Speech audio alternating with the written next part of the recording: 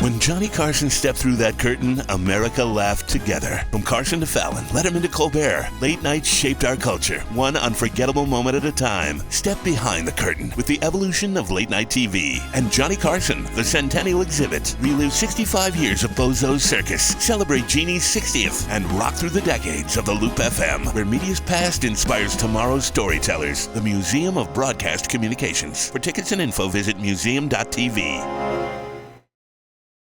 We are very excited to have Bill Kurtis here today and very excited to have Larry Potash hosting for us. So from WGN-TV, I want to introduce the king of the morning news, and that is WGN-TV's Larry Potash.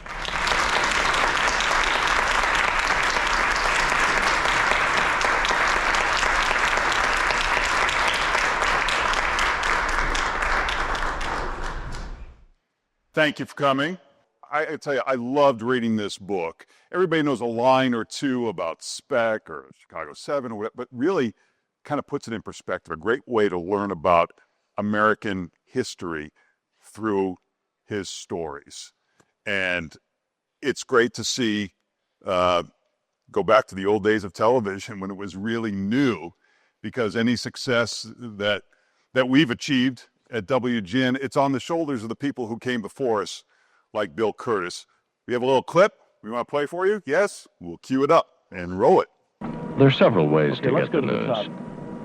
Either somebody can get it for you, or you can get it yourself. I like to get it myself. I've been a reporter all my life, and it's no different now that I'm an anchorman. When a story breaks, I want to be there. I want to get it as fast as possible. And let's face it, I want to get it faster than anybody else. That's just the way I am. Bill Kurtis, Channel 2 News.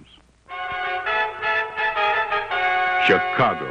Bill Kurtis and Walter Jacobson are there, in the city, in the suburbs, wherever the news is. Because Kurtis and Jacobson are newsmen, not announcers. Backed by Channel 2's professional news team and the Minicam, the new miniaturized television camera that goes anywhere for live on-the-scene coverage. News.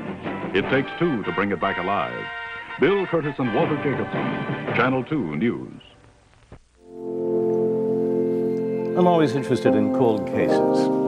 Crime scene was the night before Christmas. And all to the station, I was preparing for an investigation. A body found bloody, his stomach was pierced. Could the cold-blooded killers be Santa's reindeer? The forensic team came. They searched for the answer. Would a DNA test point to Dasher or Prancer? The luminol was poured on the antler with care, in the hopes that the evidence soon would be there. The reindeer were questioned. They dusted the sled while hoof prints were taken with mugshots of their heads. Blood in the workshop and a DNA match. I just settled the case. But there's only one catch. When out on the proverbial promotional tour, I sprang from my bed to see how best I could lure away to WGN. I flew with glee. For the rest of this tale, watch Cold Case Files on AM. Bill Kurtis, everyone.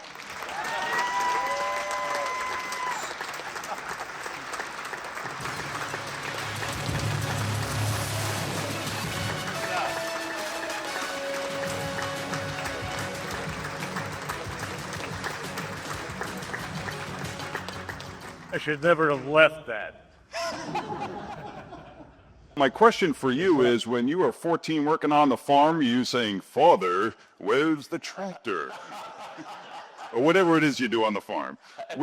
How did this evolve? Did you have a team of voice and articulation professors who molded this, or is this natural? No, it was a little town, 10,000 people in Kansas, and I had a deep voice. I knew that. And went down to the, at the time, you had to get a license at the State Department to go to work that young. Got a job at the radio station. We $1.35 an hour. He was always in bankruptcy, so he, got the advantage of having cheap labor. But we got to use the station. So while I was out doing Little League Baseball, a friend of mine was inside and doing creative work and the commercials and things. Yeah. So I say it's probably the best 3 years of experience that I got. we saw that promo from Channel 2 where there was a line in there that said, he's not an announcer, he's a journalist. And for people who don't know, reporting on the street is fast-paced, and you have to be very aggressive. Was that a difficult transition for a young man coming from the farm in Kansas? Oh, well, by that time, it was 1974. And I had come in 1966 right out of law school and out of a giant tornado that I happened to be on the air to give the warning on. And within 3 months, I was in Chicago having sent my tape out, and it was picked up by WBBN. Walked in. And they said, oh, well, you're a lawyer now. He said, so you're going to cover Richard Speck for us. I said, well, I haven't had that much experience in big major. Well, anyway, so 1974, when they came up with the campaign, I had covered Richard Speck, Chicago riots after King, and the conspiracy trial, one of the biggest ever. And then 1970, Charles Manson. Yeah. For 10 months. Yeah. So that's under my belt. I'm ready to go. But the interesting thing is that local news was kind of ready to explode because in the 60s, we read the paper, 4 newspapers in Chicago. They determined what the news was, and we'd go out and film it. Well, by 1973, 74, on to 82, we got the idea, we really ought to get into the news business and start breaking our own stories. I just came out of CBS News in L.A. And loved traveling. So I went to Vietnam 2 weeks before it closed in April. Went to Ireland, Belfast during the thing. I went to Africa and came upon a massacre that we were flying over, came down. So here's another story. So my list of, traveling was pretty good. So I was happy. Does it feel like history when you're covering it? No. Yeah. No, not at all. It feels like your job. Yeah. And I was so busy. And they say, well, why are you there? Truth. Well, we're after truth. Oh, really? Well, what does truth mean? Truth, comes from different perspectives. And you learn really fast that your truth may not be your truth. Not because of what you believe, but where you're sitting. I was, Yeah, I wanted to ask you about that because I don't want to go through every chapter in the book, but in the Democratic National Convention, you talk about the police overreach, Judge Hoffman's overreach, and I think history has sort of said that. But at the time, Nixon's running on law and order. A lot of people at home watching TV agree with him. So how are you managing that perspective when you're reporting that? Not thinking about it. Actually, I had a spot on top of a car at Balboa in Michigan. And as straight as the arrow flies across the street, that was the police line, a single police line of guys who may be 23, 25. They had no bulletproof vests, no heavy equipment that they were carrying around. I don't even think they were carrying guns. They were afraid somebody would take them from them. A helmet. They had a riot helmet. And they were supposed to hold back 10,000 demonstrators who were intent on getting through them on Michigan Avenue to get to the International Amphitheater, which we had then, which was where the convention was being held. They wanted to disrupt that. Everybody knew. And the tension was high. You could just cut it with a knife. And they had 10,000 demonstrators sitting in the intersection. And they're getting rambunctious. Well, there was a Hosea Williams and the Southern Christian Leadership Conference was a wagon for their attraction, and they had a permit to march. The demonstrators did not, and they were let through the police line. Well, the demonstrators thought that, this means it's opening up and we can go through the line. But when they started to go through the line, the pressure is against the cops, and Superintendent Rochford, who was commanding officer at the scene, gave the word and cleared the intersection. They cleared it in 15 minutes. But that's not the story. The story, which I tried to eliminate, was, and I thought, well, that's it. That's history, and that's how it happened. Yeah. But in fact, what was happening, a Time magazine correspondent was in a window in the Hilton. He said, no. There were 200 police that were coming up Balbo to reinforce the ones there. And that pressure pushed against the crowd. They were trying to get away, so that's what caused the pressure against the cops. And that is history, how history is made. I don't think people tell that story. Yeah. But that's what I saw. Yeah. And I didn't learn until about 3 months later that that was the truth. Big lesson for me. Yeah. Just keep asking questions. Yeah. Look at the angles. Who else was there? What did you see? How did you feel? And that's Martin Scorsese. I was watching on TV, and somebody asked, what is success? How do you become a success in this business? He says, very simple. Take the first job you can and do the work. Do the work every day and do the work from the bottom up.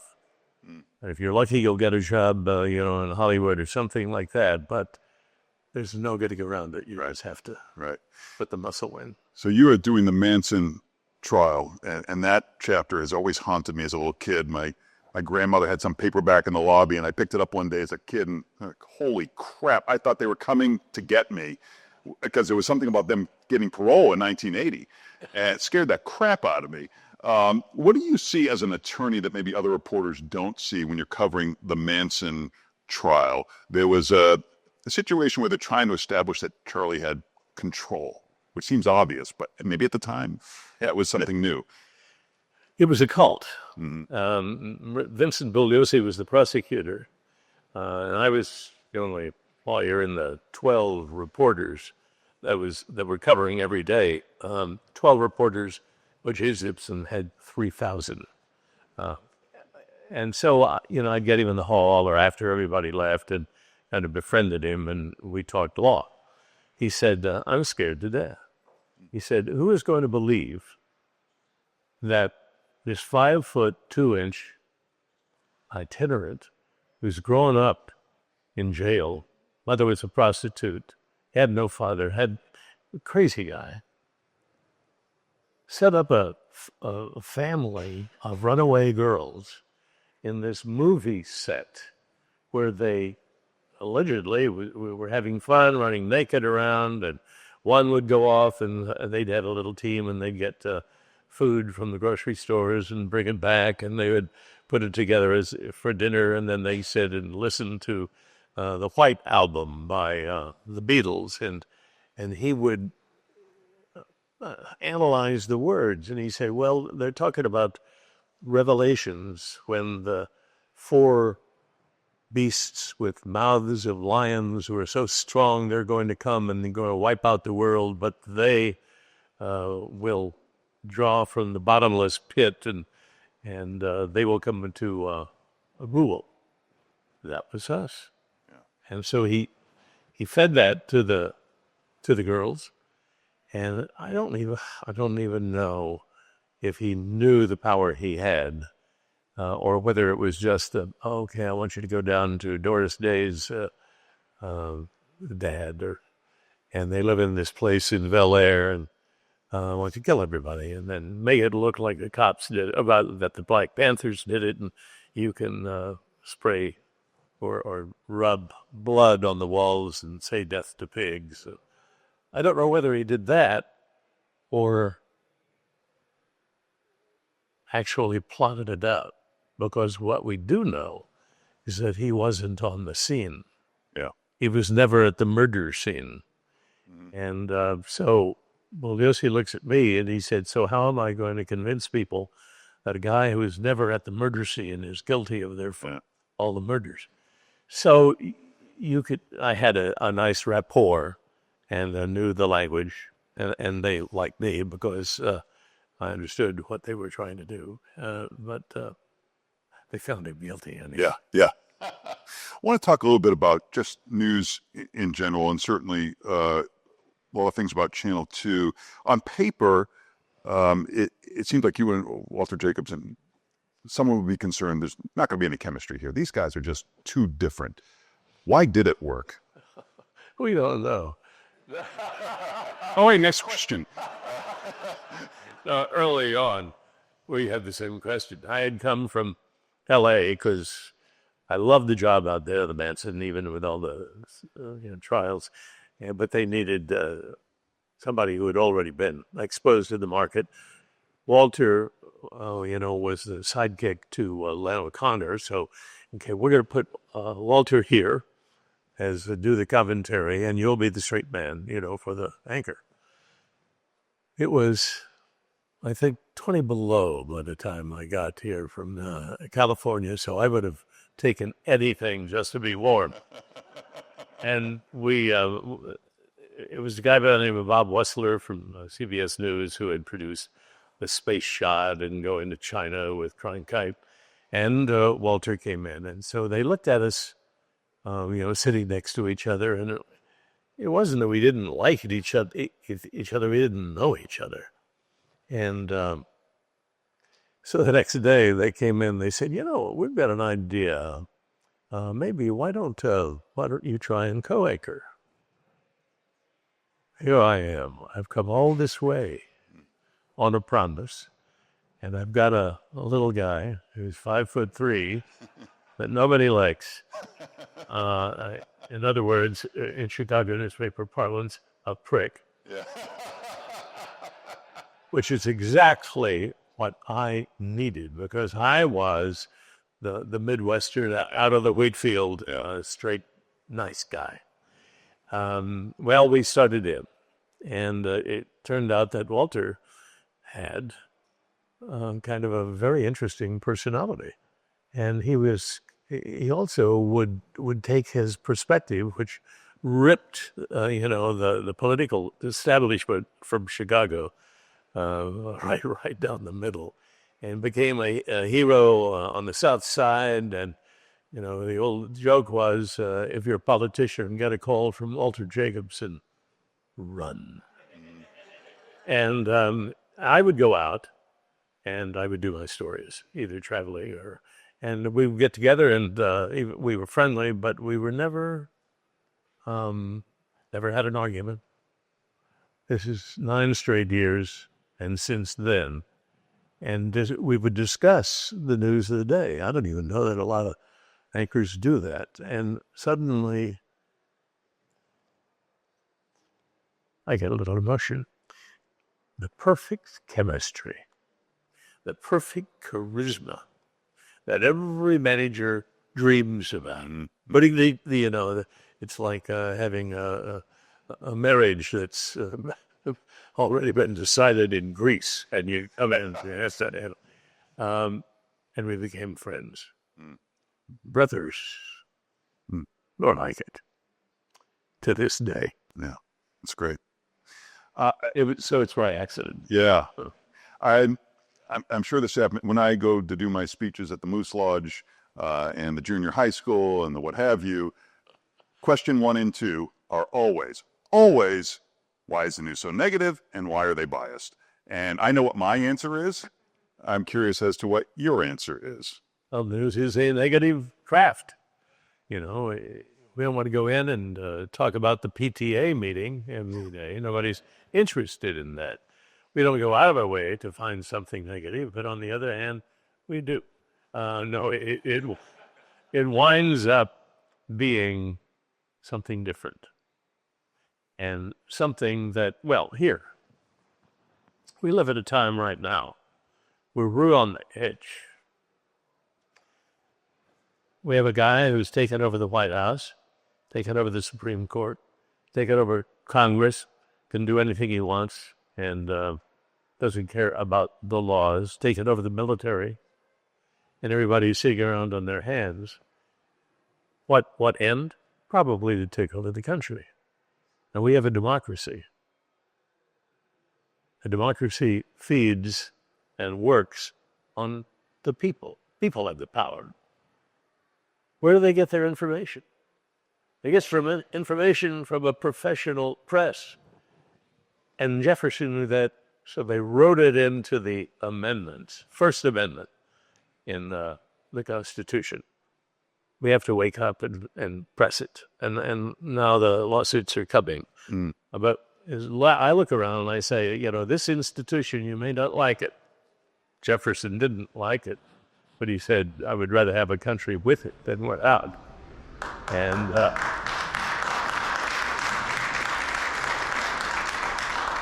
it'll, I think, come back into balance. Yeah, and as a specific case study, your work on Agent Orange, you wouldn't be able to do if you were a reporter in North Korea. They don't hear negative news there. Or the rainbow's always there. Well, that's right. I would even go out on a limb, be a nice guy in a nice place, and say that Fox News, what's wrong with Fox News? They have pretty people, and they have some good journalists in there, but they only give half a story. And that half a story is the administration's half. CBS just sold. We're all sick about that. 60 Minutes, number one newscast in the country. Everybody was feeling really bad there, and we wondered why. As a contract comes out, there is now what is called a bias monitor that has reporting access to Ellison, the owner. And that reporting is on the stories that 60 Minutes does and whether or not they are kind enough to MAGA. For the first time in my 60-year career, which I write to the book, it's the first time government interference has come that close. Yeah. So we'll go around. So what do we do? Yeah. Corporate greed is a bad thing, and corporations want a money-making deal, so they're going after the media. And Mr. Trump wanted to quiet the media, and he did it by leveraging licenses to threaten to take them away unless they did what he wanted. But forgot where I was going. Before I open it up to Q&A here, if the timing is right, Dave will tell me if I'm wrong. Wanted to ask about Anchorman, because there's a generation out there that knows you from that and nothing else. Maybe you can talk about the decision to do that, the feedback you received, and how that factors into your legacy. You said nothing else. That's why I wrote the book. I was afraid that my tombstone would say Anchorman, and that's it. Adam McKay, the director, later to win an Oscar, was going to Second City, and they were into improv, and the whole group that went on to Saturday Night Live was there. So and I and Walter were at our peak. Yeah. And he thought we were the Anchormen, and he needed a straight guy. And because Will, you see him around, Will Ferrell, would use the movie as a platform for his humor. But Adam has done it a number of times where I've been on a stage at a charity event. He said, no, what we'll write, the open, and then you will be the solid anchor that we go back to and can compare the two. So my script comes up as straight. There was a time before cable, when only men read the news.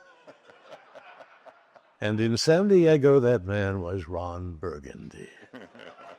He had a voice that would make a Wolverine purr. He wore suits better than Sinatra.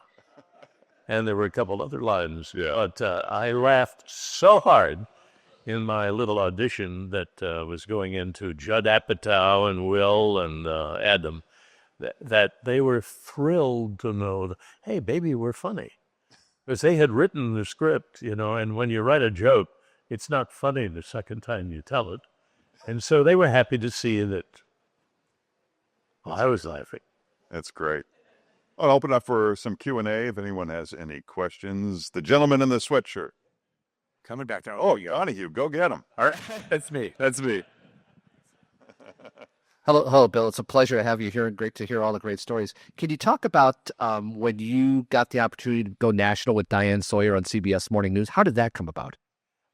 Peter Lunn was our general manager. And before that, Van Gordon Sauter was the news director coming out of BBM. And before that, Bob Wussler, who was the boy wonder, was from BBM. So BBM suddenly became a hotbed of success. And when Channel 2 was turning around and they had done it, it was Van and Bob who needed a boost because they thought either may not make it in the evening news. Why don't we get Kurtis here in the batter stage? Yeah. Anyone else? Yes, in the back on the left.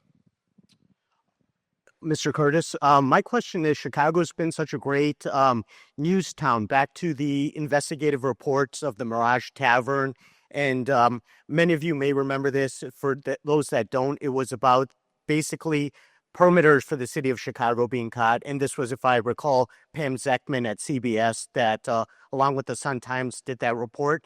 I'm wondering, as we go forward in journalism, what kind of investment in journalism do these companies that are in charge need to make sure that they do so Chicago continues and the rest of the cities continue to get the journalism that they deserve? For a long time between us, in the business, why it seemed to be kind of in a decline. Now, if you go and turn on your local news, you'll find an investigative unit in every station. A good investigative unit.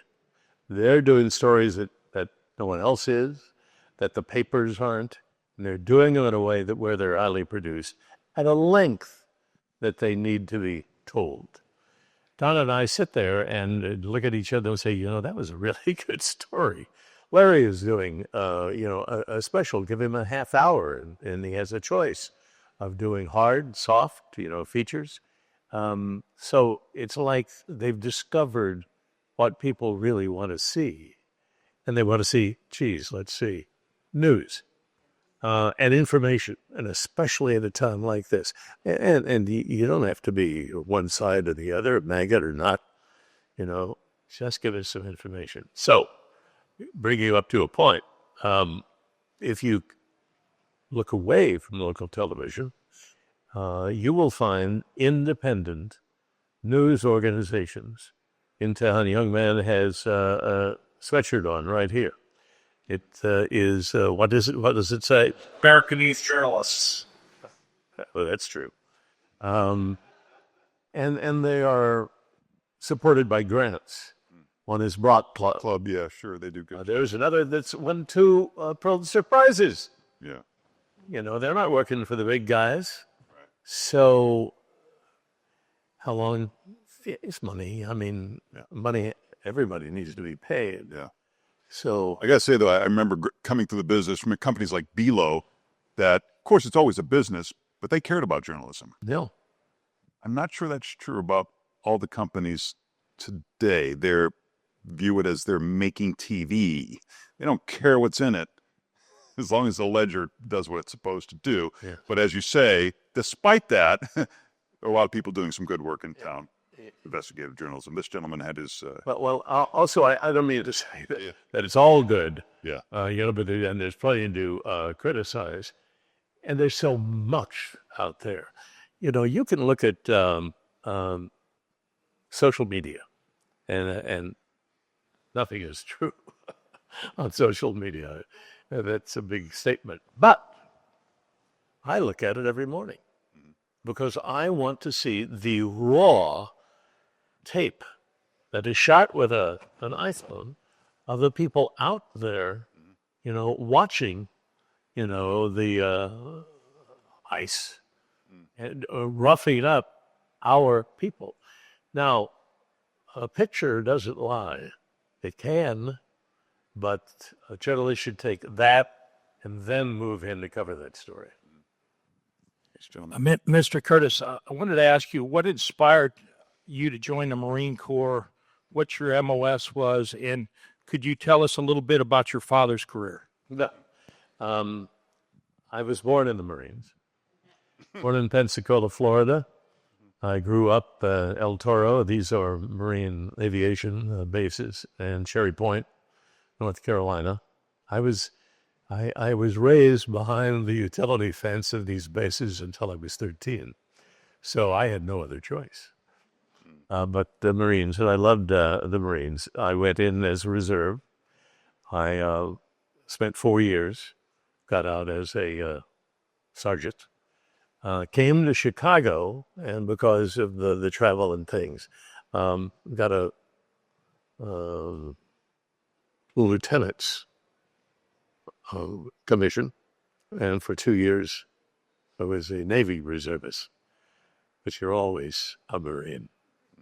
My dad, I'll tell you quick. Well, I don't have the story. He went to Okinawa, and he was a career man. He was executive of a squadron that was flying close air support with these Corsairs, 500-pound bombs under the wings. And they got out, about 15 of them got out, and the weather had kind of falled them off. So the 27th Army Corps, everybody was, using everybody else and helping, said, look, we're pinned down. I've lost 100 guys, and we just can't get the Japanese out of the caves. They were sort of on the other side of a brilliant defense. And they said, would your guys fly unusual toward our own troops and deliver your bombs? It's the only way we think we're going to make it. And they said, that's not done. But he took a vote, and all the pilots said, yes, let's do it. And so they went around. Each dropped a 500-pound bomb on target, except the last one. The last one skipped and went into the U.S. headquarters tent and was the only dud out of that. And so he turned out to be the brilliant strategist. Yeah. And we... Wow. You have a question, or are you giving me the mic back? Oh, you have a question? Go ahead. Oh, okay. Mr. Kurtis, I was wondering, as someone who is part of Gen Z and the next generation of journalism and media, what advice would you have? Get a job. And work every day and look at it from the and soak it up. I love the business. I don't play tennis. I don't play golf. Ask my wife, I'm a very boring person, except when I get a story. Yeah. That's all I want. Yeah. So send me one, if anybody.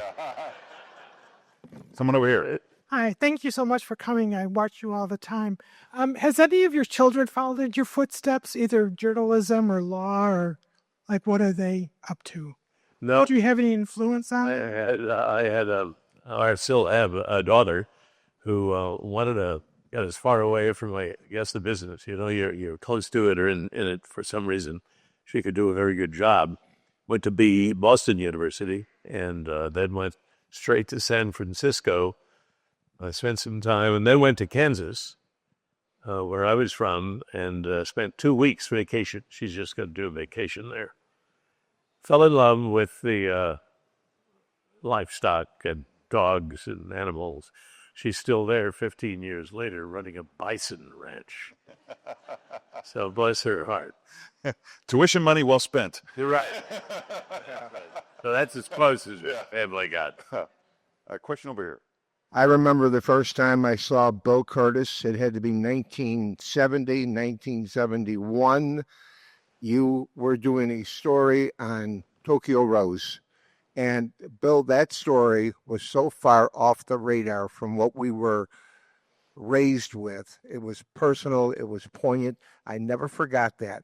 Now, secondly, my mom, who was a single mom, single parent, she got one look at you. That was it. We never changed the channel. So it was Bill Kurtis. And my mom works for the Cook County State's Attorney, Ed Hanrahan. So you could imagine how that played with Walter Frankenford. But anyway, what we're on them. Yeah, okay. My question, Bill, stories like that, those personal, poignant stories, are there other quieter stories that resonate with you to this day? Well, I wrote them all down in that book. And Tokyo Rose was 1968, and I just stumbled in. The old joke was, to the kid reporters, even at the newspapers, go down and interview Tokyo Rose, and knowing that she had never given an interview since she was convicted of treason. But I went down, and it was the Japanese grocery store. It's rice sacks on the floor. Everything is in Japanese. Just the feel was great. And I didn't go for a few minutes, and she said, "Can I help you?" And I said, "Well, I was looking for some soy sauce." And she smiled, and she said, "Well," and we started talking. And I turned around. I didn't want to say, "Hey, I'm a reporter. I want to interview." And as I'm leaving, she says, "What about your soy sauce?" And I said, "I'll be back for it." Yeah. So every month for about 6 months, I went back, befriended her, and learned that she had a story of innocence. Because during the, even after 2 bombs, anybody who was Japanese American, would have been convicted, and she was. Was you your now or gay partner in that anymore? Yes. Yes. Another question. Yes. Hi, Mr. Kurtis, and also Larry. I watch you every day. I love you guys so much. I got to tell you, I have loved you since I was born in 74, but my mom watched CBS, and I have loved you. I cannot stop watching you. So I had this addiction to Bill Kurtis. So that led me to watch Cold Case Files when I was older, and I've never missed an episode. And I wanted to know, how did that show affect you or impact you in any way? I mean, were you able to do that every day and still come out of it without being negative or dark? You're not killing somebody. Well, it actually was a nice marriage for me, because in law school I had dreamt of being a specialist in the law, Supreme Court, things like that. I was unable to do that. But it turned out to be better because I got to cover all those trials. So suddenly I was able to use the law and the experience to do 500 documentaries, much of them, and start the golden age of documentaries on cable TV. There, I'll say it.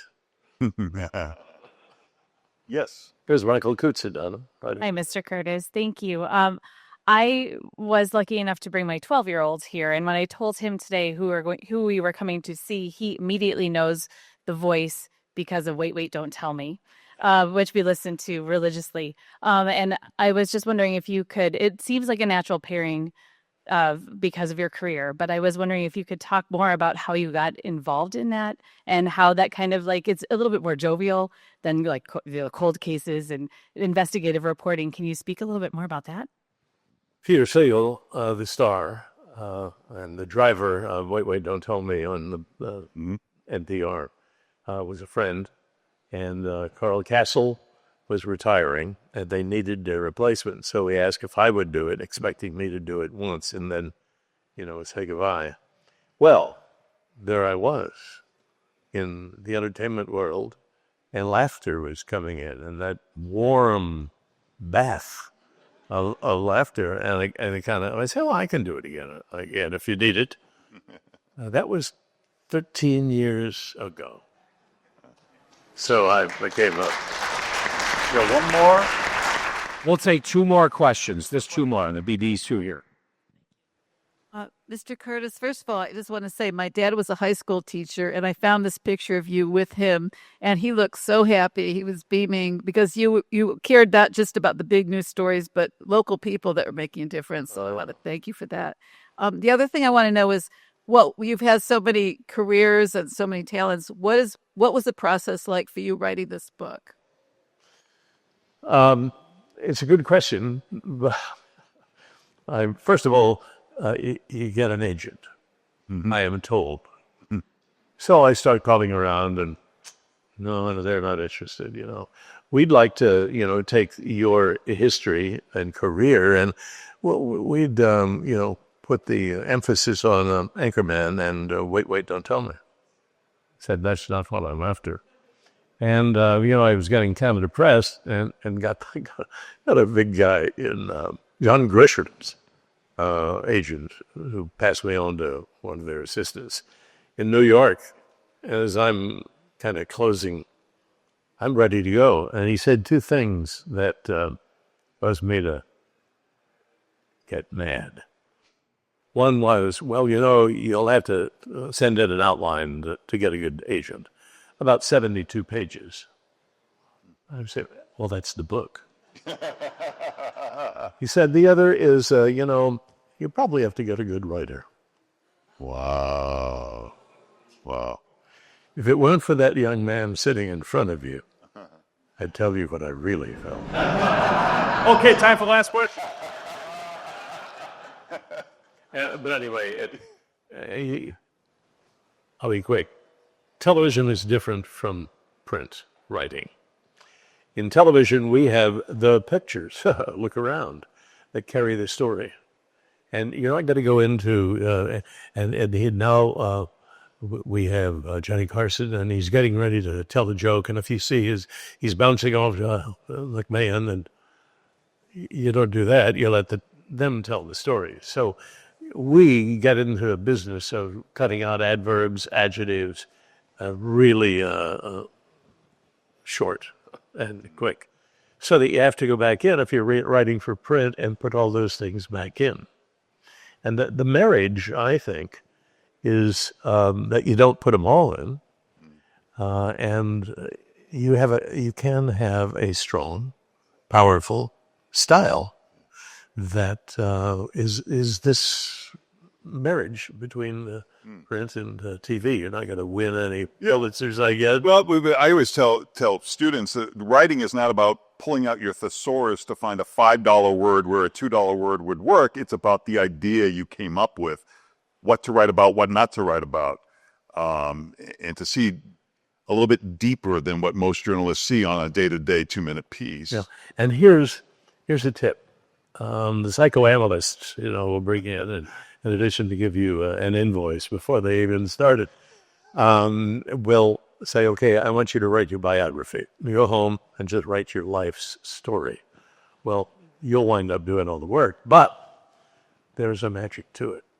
Because as you write it down, you have to relive it. And you do relive it. I can smell the studio when the guys are getting ready. I can feel the tension of the tornado, coming over and walking through the slabs that are left when all the houses are blown away. I can feel it and smell it and be there again. And as I started reading the book, that's the difference between a Wikipedia line on the Chicago 7 and you putting us there. You really do feel it. It's a great read. And one last question for the man with the journalist. Mr. Kurtis, thank you for taking time to speak about your life and your stories here this afternoon. I work in local TV in Minneapolis. And which one? I work for KARE 11, the NBC affiliate up there. And I just want to know, what do you think of local TV these days? Is it meeting the moment? I give you a little piece. Now, for a long time, it seems like a long time, I was pretty critical because as I was leaving, there was this movement toward entertainment and putting too much entertainment into the news and cutting everything short and not giving adequate time for somebody to tell the story. But now, I spent some time telling you I'm impressed. WCCO is the CBS station in Minneapolis and was one of the really landmark stations. And if they would devote the time, they were sending guys to Vietnam when the Big Red One was there in 1975. Not 75, but 1965. So they believe, and because of the connection with Minneapolis. I'm sorry I can't give you a solid, but, it kind of goes like this. I think it may be coming back. Hope so. Bill, thank you for sharing your stories. Some of you may have some other questions. The good news is Bill doesn't run very fast anymore, so you can probably catch him in the hallway. Thank you, Bill. Bill Kurtis, everybody. Let's hear it for Bill. And let's hear it for WGN-TV's Larry Potash.